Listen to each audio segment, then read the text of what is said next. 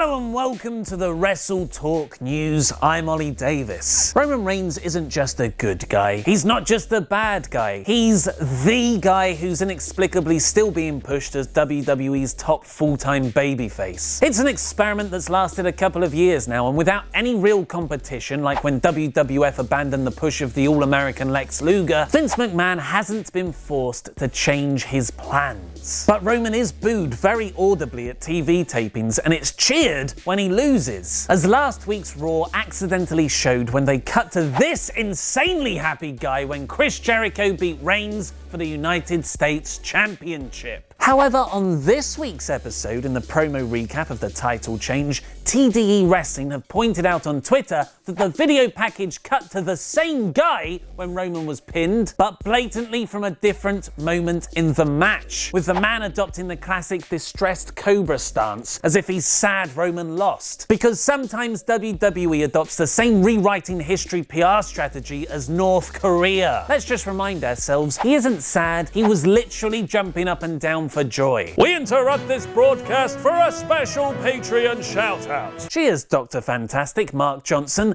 Damaged Dan Schaefer, John Wick Chapter 2, and the first couple of WrestleTalk, Conniving John Canavan and his lovely tag team partner, the bewitching Kathy Wagner. Here's a photo of the moment Kathy said yes to me asking her to marry John on the WrestleTalk news. Hopefully it goes better than most wrestling weddings. One of the more memorable moments on this week's episode of Raw, although still problematic as I explain in my Raw review, was the announcement that Kurt Angle would be inducted into this year's Hall of Fame class. Angle has since revealed to Sports Illustrated who he wants to induct him. That's a no-brainer. I had just started with WWE and had a program with Austin right after I beat Rock for the world title. I had a quick skit with Stephanie and Triple H, and then it was right on to Austin. We had some memorable feuds and some very funny segments, so he is at the top of my list. Only if they sing Kumbaya together to Vince McMahon. It's chicken soup for the soul. One thing that definitely will not go down well with Vince McMahon's reported soul, however, is Kurt's other suggestion for his Hall of Fame induction. The WWE universe is different from the rest of the world.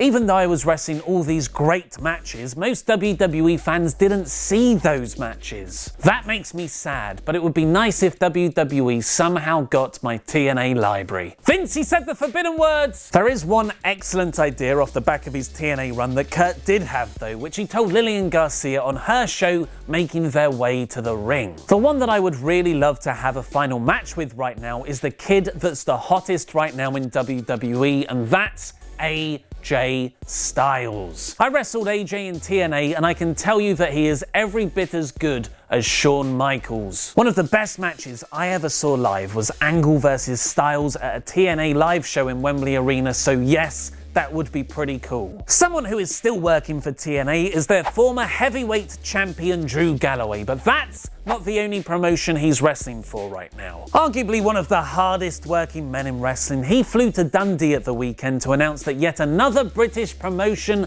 has landed a television deal, revealing 5-Star Wrestling are getting a TV series with Channel 5 and Spike TV. Then he flew back to London to shoot the new show's trailer. Knowing the guy's schedule, he'd probably work several matches on the plane too. Next Saturday's 5-Star Wrestling will air live from Dundee on Spike TV at 8 PM in the UK, with Rey Mysterio, Carlito, Nick Aldis, PJ Black and 5-star champion Johnny Mundo all joining Galloway in action. Tickets can be purchased at 5starwrestling.co.uk. There's a link in the video description below. How would you book Kurt Angle's in-ring return to WWE? Tell me how you'll make it an awesome surprise, not a throwaway announcement in Raw's third hour, in the comments below. Speaking of Raw, the results are in for this week's poll. 47% of you agreed with me that it was poor, while 30% thought it fared slightly better at average. If you want to watch that review and my thoughts on Kurt Angle's squandered WWE return announcement, or find out about the fan incident involving Randy Orton, click the videos to the left and subscribe. I've been Ollie Davis, and that was wrestling.